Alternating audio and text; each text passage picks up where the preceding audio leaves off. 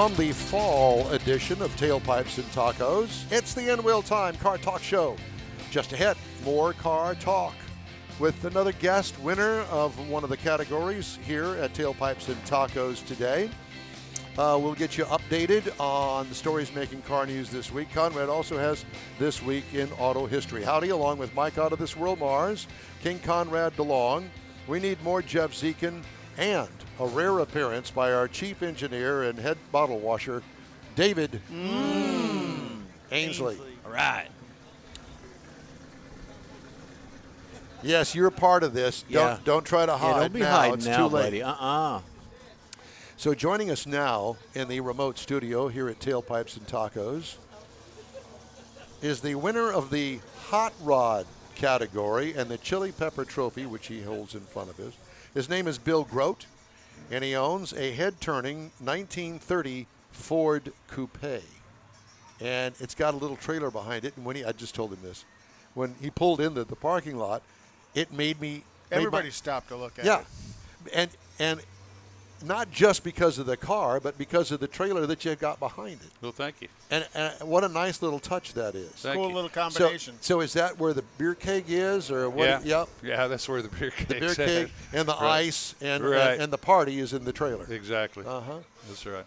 The wife's not back there, is she? No, she gets to ride in the front. Oh, okay. Just checking. Well, congratulations on. Is this your first Chili Pepper Trophy? Yes, it is. Good. Thank you. Do you show your car often? I just finished this car. It's probably been done about 45 days. Oh, wow. And I took it out to the Rosenberg show last weekend. Did you win? I did win first place in my class. That was pretty special. Well, yeah. So have you been in the car show business a while? Well, did you have something yeah, before this? I've been playing with cars since I was 14 years old. Well, join the club. So, it's in my blood. Yep. And what did you have before this? Do you still have it? No, actually, before this car, I had a 78 Corvette that was basically all original, 56,000 original miles on it. It wasn't the pace car version. No, it wasn't. Yeah. Well, I had a 77. Same car, just a little bit different modification on the back window. Right. Yep. Right. With no horsepower. But and I I had had the L80 too. It still had no horsepower. Oh, yeah. I had a chance to pick up this little car from my brother. Actually, my nephew bought the body, so to speak, on an original frame at the Del Mar swap meet about 23 years ago. Really? Yeah. So So is you've it known a the steel? car that Is it a long. steel body car? It is. Wow. Yeah. Well, it's and, beautiful. Thank you. Yeah. It's sat in his shop for 20-some years. Tried to buy it from him a couple times, and, he thought he'd probably build it, which he's already got a couple other cars. And so when I sold the Vet, had a little pocket change and talked him into selling it to me. So that started about a year and a half or so ago. I started building it. And it was just a body on frame, no. Well, it really wasn't a body on frame. It was just a body. Okay. And he had purchased TCI chassis, full chassis for it. And it also sat in the shop for about 20 years. Yeah. And so when I bought the car, obviously I bought the chassis Right. and all the components to the chassis. But you didn't use the chassis. No, I did. You did? The TCI. Okay. Yeah. All right. So it's basically it's a brand new chassis, but it had never been put together. Got it. And it's all, obviously powder coated now and all stainless steel tubular A-arms. And So Of course it is. Did you Yeah. find that a chassis that had been sitting for 20 years, some of the componentry might have been slightly out of date compared to what's available today? Not really. Oh, that's good. I mean, not really. I mean, it's all independent front with rack and pinion steering. It's got a Curry 9-inch 326 gear in it. So, I mean, I built it to cruise. So what's the basically. powertrain in it? It's a GM Crate 350, 330 horse. Okay. Perfect for that car. Yeah, no, it's got plenty of power, more Yep. power than I need. Yeah. What's the car weigh? I don't know. I haven't weighed the car. I would guess somewhere around 3,000. That's what I was going to say. Yeah. Something like that. But like I said, I retired about 2 years ago, and that was my project to start when I retired. And it took me a year and a half to build the car. That's not working every day on it, though. That's pretty much every day. I took time out to build my neighbor a new kitchen, Well, there's that. which helped me financially Yeah. to finish putting the car together. Now, did you have things like a steering column for it, or did you have to go buy that? No, I had to buy all that stuff. Yeah. Yeah, basically what I bought from him was the body And the chassis. and the chassis and the fenders. Well, the hood was with it, but I had to buy the radiator shell and the grill and, all the other little components. Where did you source most of that stuff from? Did you buy it online or? Yeah, pretty much online. Of course, that was during the pandemic big time. Yep. And so, there wasn't a whole lot of going out and just buying stuff. I bought everything almost online. Yep. Did you have to go to any swap meets or anything to buy any parts to it? Not really. No? No, I had pretty much all the body parts that I needed. What about seats, seat frames and stuff? The seats are custom hot rod seats. I can't even remember the name of the place I bought them now, but they're on the east end of town. Oh, really? Yeah. They weren't cheap. They were pretty pricey, but the whole car is brand new. I didn't skimp on anything. I figured if I'm going to build a car, I want to build it right. Who What did kind the of glass? transmission? It's a 350 turbo. Okay. Who did the glass? The glass is a buddy of mine in Pearland. He's got a glass company. I had my own construction company for 35 years, and him and I, we're in business together basically. I bought all of my glass products from him. And so I made the wood patterns, took them out to him. He made them, and he said, here, no charge. So, Nice. Yeah, that was really nice. Yeah. But, he's a lifelong buddy, too. Yeah. And he donated them to the cause. Yeah. Did he help you besides that on the car at all? No. Did you have any help from anybody? My neighbor would come over and help me lift stuff occasionally. As long as you had cold beer. Cold beer, yeah. Had plenty of that. And they all enjoyed coming over, helping me do the heavy lifting on stuff. Sure. But basically, I did the whole car by myself except sewing the seat covers. But I did all the interior, I did all the body work, all the paint Makes work. you feel good, though, rolling down the street. Well, yeah, I'm proud of it. I would be. really am proud Yeah. of it. It turned out nice. It really did. Yeah, you did yeah. a great job. I didn't see the inside of it, but I will if you're going to stick around Sure. till 11 o'clock. Sure. But, you're a great job. Thank you. And the wife, she's driven it?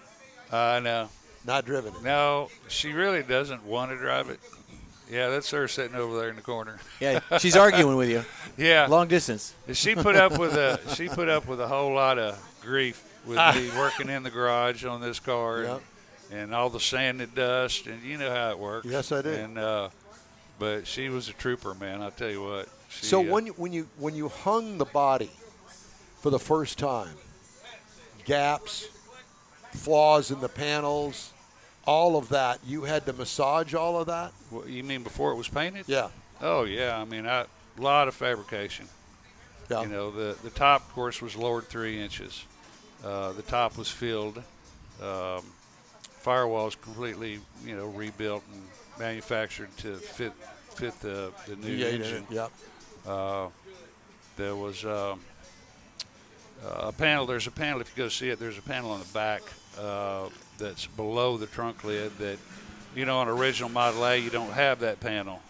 It's where the bumpers come out and bolt to the frame. Yeah, attached to the frame, and they're just sticking Right, out. right. And so I fabricated the back panel the way I wanted it to kind of come down and catch the rear part of the fender. Yep. So it didn't look like your fenders were hanging wings off. out there, Yep. floating around. Sure. And then I kind of sculpted it to where my tailpipes come out on where the radius is and the license plate. So, there was a lot of fabrication work. Did you do a lot of research online about different guys' hot rods, Model A style? Getting some ideas from other people. Not really. I mean, like I said, I've been playing with cars for a long time. Right. Mm-hmm. And You had the idea in your mind. And this is the not way- my first Model A. Oh, it's not? It's the nicest one I've had. But I pretty much had in my mind the way I was going to build the car Yep. from the get-go. And from the very start, I knew I wanted to do it black, which, as you guys know, hardest creates a huge labor issue. Yeah, labor It's got intensive to be straight color. if it's going to be Very black. labor intense. Couldn't tell you how many hours I got in that body.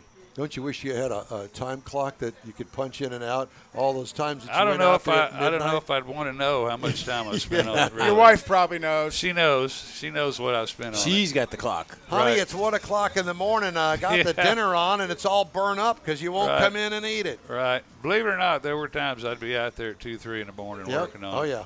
But We're car guys. We know how that works. yeah, I mean, it's been a pleasure. It's something that, I wanted to do for a long time is build a car from dead scratch. I mean, like I said, I've played with them. I've done a lot of cars, but not to this extent. So So what are your plans? Just cruise-ins like this? You going to take Yeah. it to Autorama? You going to no, I won't go to Autorama no? probably. You think you're going to do a tour? Possibly. Yeah. I don't know what the future's going to hold. We took it out to Rosenberg last weekend, like I told you guys, and we did well out there. Yeah. And I love the. No issues with the drive. Oh no. Drive out and back. Oh, no. It's got AC. Has AC. Got it. Of course it has AC. I wouldn't have it any other way. Exactly. And she wouldn't either. Yeah. But just the camaraderie with all the car Yes. guys. I mean, it's something I love. It's been something I've been involved in all my life. So it's Great. just. Now, are you a Houstonian? I've been in Houston all my life. Where'd you go to high school? Milby. Milby High School. Milby High School. East Ender. Yeah. Rivals. Yeah. I love that. Yeah. Many Yeah. more years than I want to talk about ago. Well, But, and so what did you do? You're a construction guy. Oh yeah, I've been in construction all my life. I mean, own company or? I owned my own company for 35 years, and then there was a point in the early 2000s where I decided I just wanted to shut my company down. Went to work for some big commercial companies here in town and built some mid-rise buildings, car dealerships, and all kinds of stuff. Yeah. And then towards the end of my career, I decided to go to work I had the opportunity to go to work for University of Houston as their construction inspector. Oh, wow. So I did that for the last 7 years of my career. Well, they've been busy out there. Oh, man. Yeah, still busy, too. Yeah, and I was just going to say, because they've announced another whole building program at U of H. Well, they've got 43 acres right out here off of 10 and 99. Yep. And they just got through with a big building out there, and they're fixing to do some more. So. And they got some in Sugar Land, too. Oh, yeah. No, they're rolling. Yeah. But that was a good time in my career to do that with the university. Well, it's great to talk to you. And Well, great, hey, I great to- appreciate Beautiful you car. guys. Beautiful car. Thank yeah, you. most definitely, and congratulations on your trophy. Well, thank Not you. surprising, because that really is a cool car. Well, I appreciate that. Yeah. I worked real hard on it, and I'm real proud of it. Yeah, What's you your should. wife's name? Patty. Hi, Patty. Patty's here. And I was just going to say that, so Hot Rod Tour of Texas next spring, consider going on that with us. We'll have more information on it. But this past year, we started in Victoria and went north through the hill country a couple days. Oh, really? Hot rods and cars like yours, all different kinds. I brought my Corvette. And Right. I mean, every kind of car that you can imagine. Right, I imagine. Yeah, there was even a 58 Pontiac cop car. There was an Edsel An cop car. Edsel cop car too. Is that so, right? Oh yeah. So just fun stuff. Right. A bunch of mainly older guys got together Right. and did this thing. And since then, the website Hot Rod Tour of Texas on Facebook, it has blown up with new members and that sort of stuff. So I'd imagine it'll probably be twice as big this year. Oh, yeah. But You said it lots was of about fun. 200 cars last year. Yeah. I Well, think it was that's more pretty than that. good with the pandemic and everything, I know. would think. Yeah, yeah. This year we're kind of backing off of that, hopefully. Yeah, So. we are. It was a fun time. Yeah. Well, hey, congratulations, Bill, Thank you. on a trophy. And I appreciate you guys having me up. yeah, thank you, and hope to see you again. Oh, I'll be around. I only live about 10 blocks from here. Okay, well, December 17th is the next one. Okay. Here, Great. we'll see you then. All right, guys. All right. Thanks again. Bill. Thank you. Thank All you. right.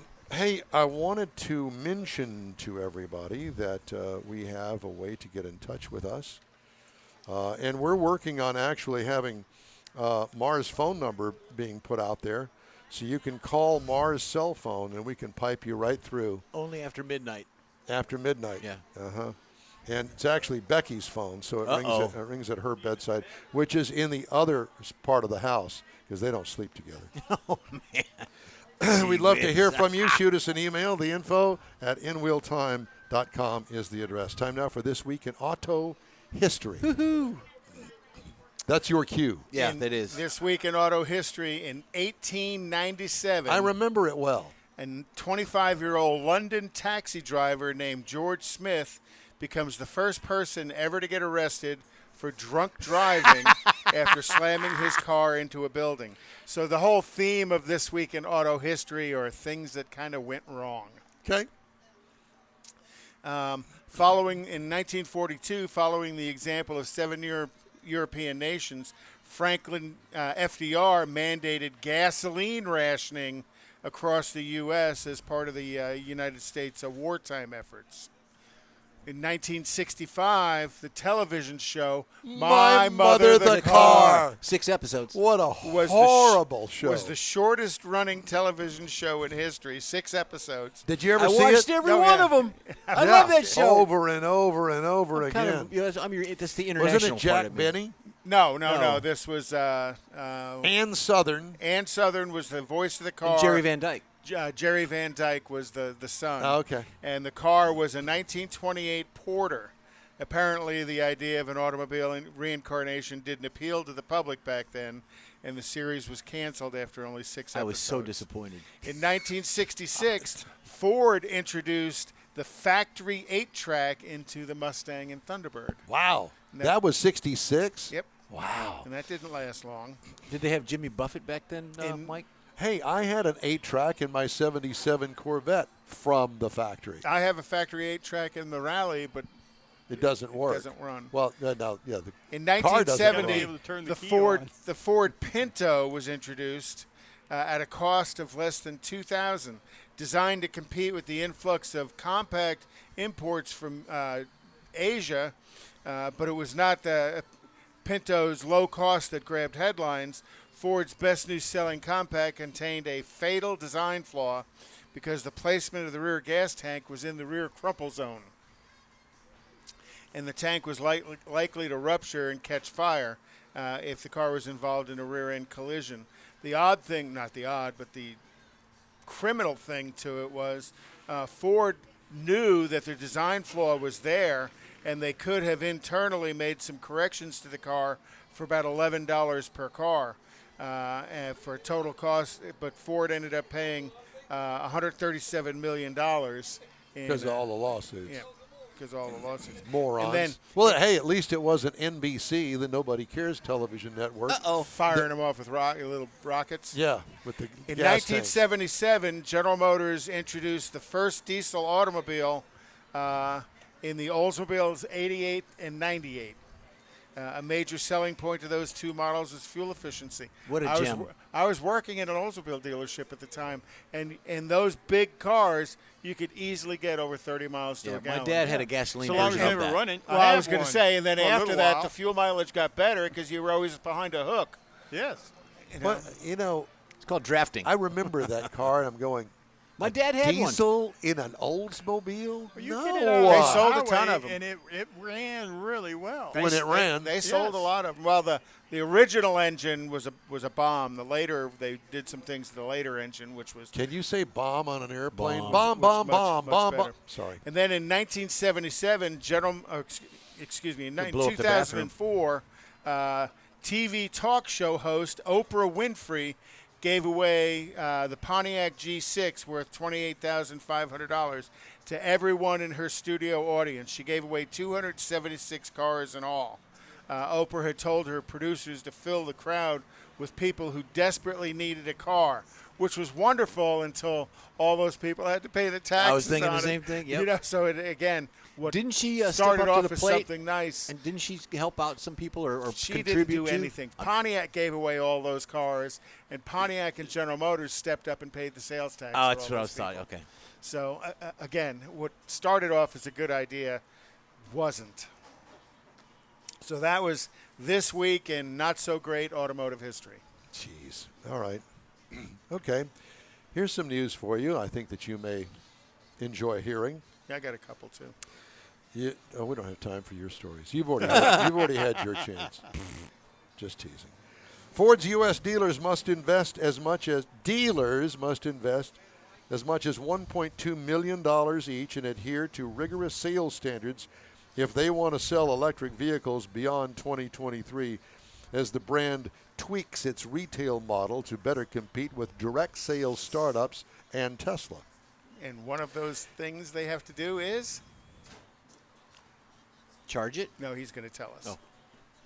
Dealers have until October 31st to opt into one of two EV certification tiers that cover varying investment levels in fast chargers and staff training. There you go. Those who choose not to invest will be limited to selling internal combustion vehicles and hybrids from the Ford brand. EV dealers must sell the products at non-negotiable prices, and those who choose the lower price certification tier won't be allowed to carry them in inventory. Instead, having customers order exactly what they want for later delivery. I could go on and on. With but no additional dealer markups. Nope.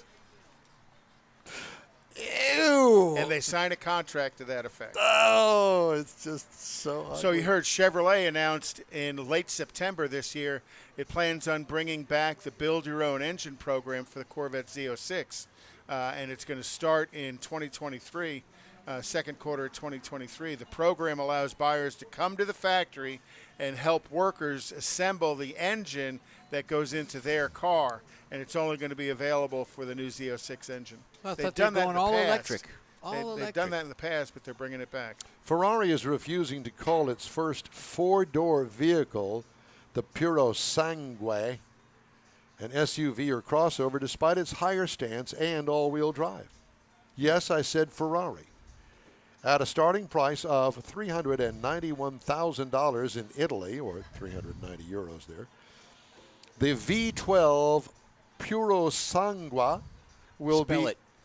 No. Purosangue will be the second most expensive normal production Ferrari, below the SF90 range, which starts at close to that price. Ferrari plans to build Puro Sangue deliveries in the third quarter of 2023 here in the U.S. Ferrari's been considering a four-door, four-seat model for more than 40 years, but never found a valid product proposition until Emilio died, whatever his name was. The one who said, we Ferrari, we never build in a four-door. Right, pretty much. What a jerk. So GM says they have 90,000 reservations for the Hummer EV. Good for them. Yep.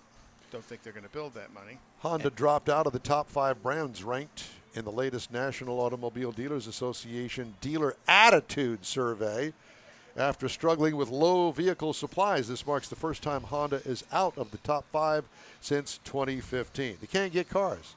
Nope. And You go buy a Some of Honda them dealer can't and get they're 'em. still empty. Yep. Yeah, so there you have it.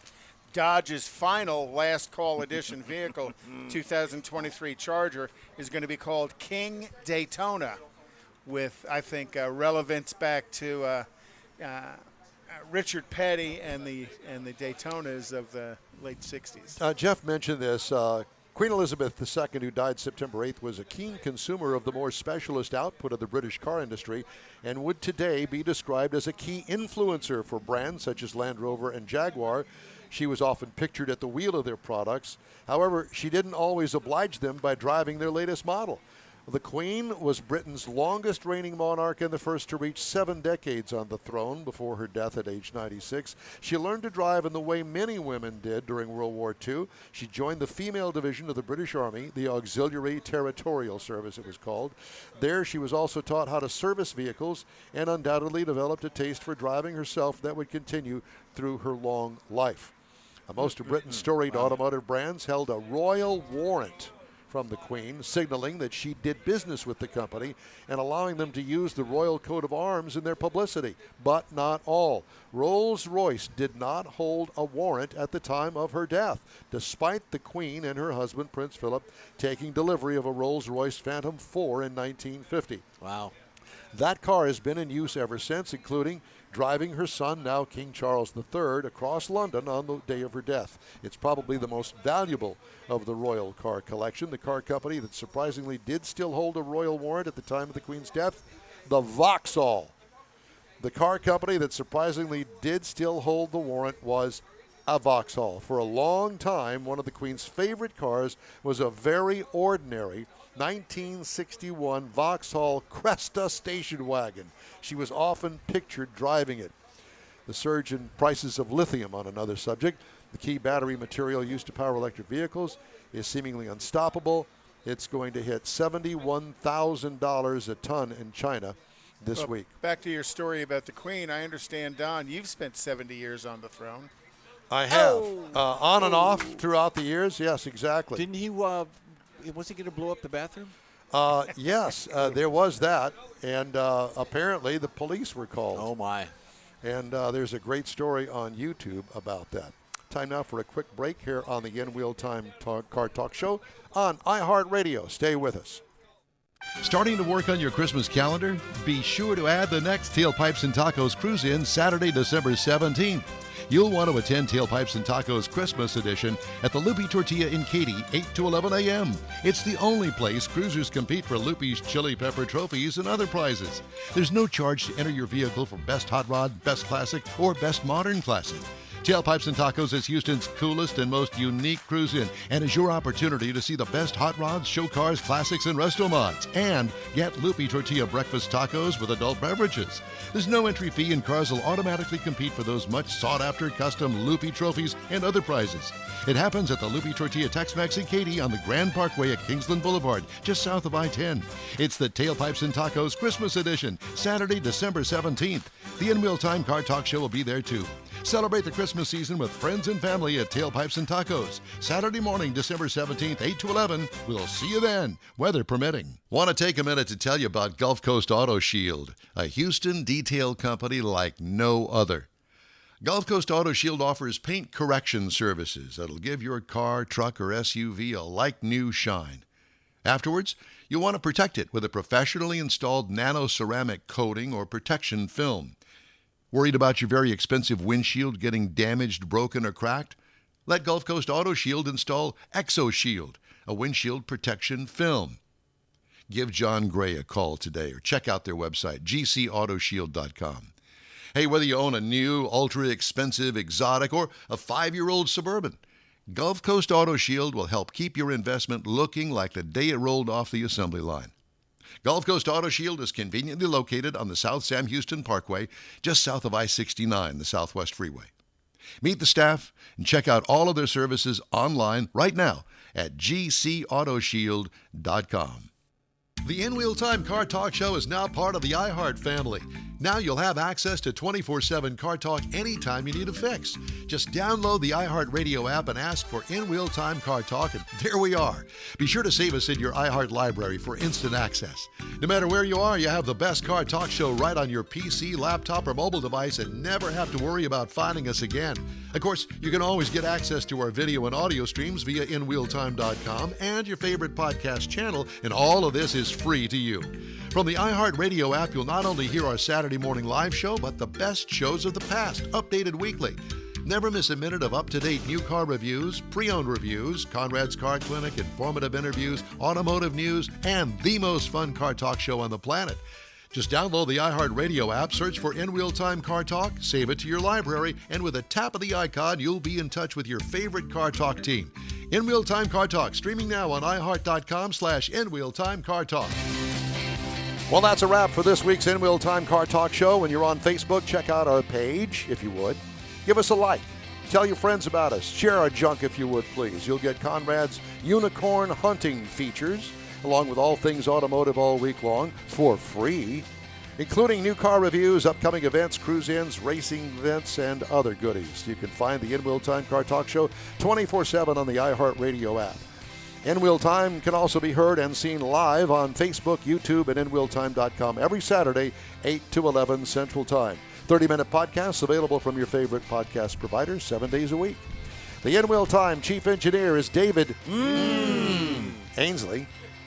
Our Marketing Advertising Manager and Video Technical Director is We Need More, Jeff Zekin. Yep. For Booking Agent and Podcast Editor, Mike Bars. And Mr. Know-It-All, his royalty, King Konrad DeLong. I'm Don Armstrong, only if I want to be. Today's InWheelTime Car Talk Show was produced by the kitchen staff at the Katie Loopy Tortilla. All right. Be sure and join us again for the next 3-hour InWheelTime Car Talk Show next Saturday, September 24th, 2022, starting at 8 a.m. Central Time on all of our InWheelTime Car Talk outlets right here on the Smoke and Mirrors Network. Thanks again to Stan Holt and the gang at Loopy's in Katy for Absolutely. great tailpipes and tacos. Have a great weekend. Until next time, car lovers.